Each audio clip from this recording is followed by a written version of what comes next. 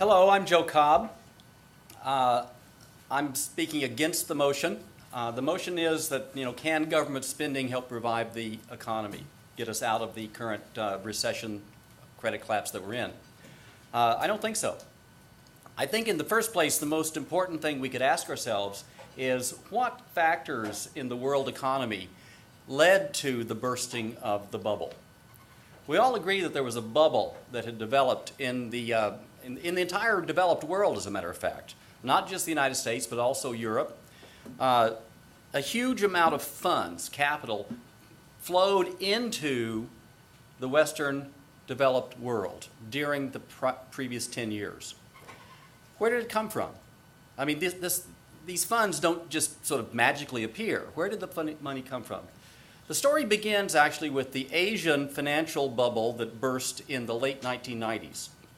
The third world, the Asian tigers, if you remember that term, had rapidly industrialized. They'd used export-driven growth in order to boost their economy. They had attracted a lot of foreign capital into the Asian economies.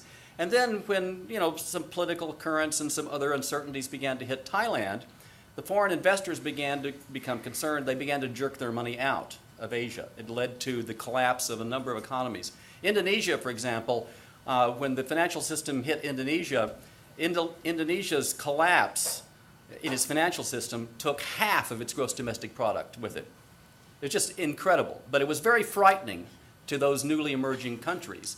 And the entire Asian region began to go into a heavy mode of savings.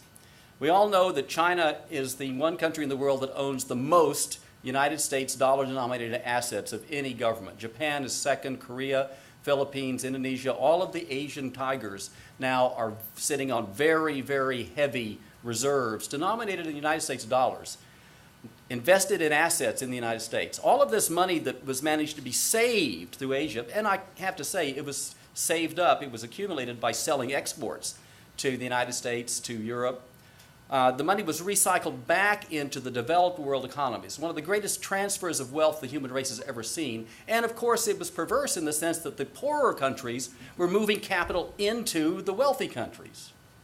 This is what provided the original capital that began to fuel the asset bubble that we watched growing throughout the new century. This was, of course, helped along, not beneficially, by Alan Greenspan deciding to keep interest rates as low as possible during the first 3 years of the new century. The money went into all kinds of assets, but most spectacularly it went into real estate, into housing. Now this was driven also by the fact that there was a mania in the United States that somehow to own a home is the American dream. Both Republicans and Democrats were pushing this mania. There was subsidies. Fannie Mae, Freddie Mac were only tips of the iceberg for this subsidy toward low quality, low down payment investments in homes, in real estate.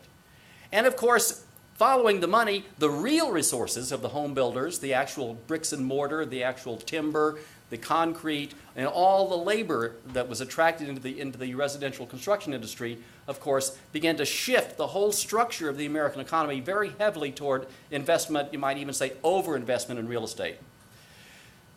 On top of that, this money was not all going through banks.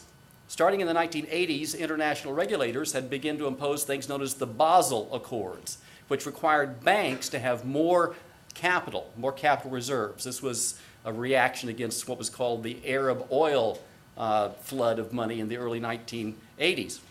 So as banks found themselves facing increasingly tight capital requirements, just like any attempt at government regulation, the market found a way around and outside of the banks. The securitized assets, the collateralized debt obligations became the new surge in the market. This is pure credit. This is not money. This is credit. The credit expansion just mushroomed. It's in the past year that this credit expansion has collapsed. Our banks are taking the hit. You know the banks are taking the hit. The government is bailing them out right and left. The Federal Reserve is now over $1.5 trillion of holding a bad paper. It can just buy it and prints money in the process. But the collapse of credit is what we're feeling now, causing the collapse in our economy, in our economic system. And it's a worldwide phenomenon. Europe is collapsing as well. In Spain, in Italy, and in England, you had a housing bubble the same as in the United States.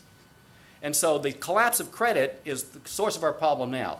If we're going to try to expect the United States government and Mr. Obama and the Congress to do anything about it, I think the most important thing we can ask ourselves is, what caused it? How do we get into this problem? And what, if anything, can we do to get out? If we do the wrong things, we'll just prolong the problem.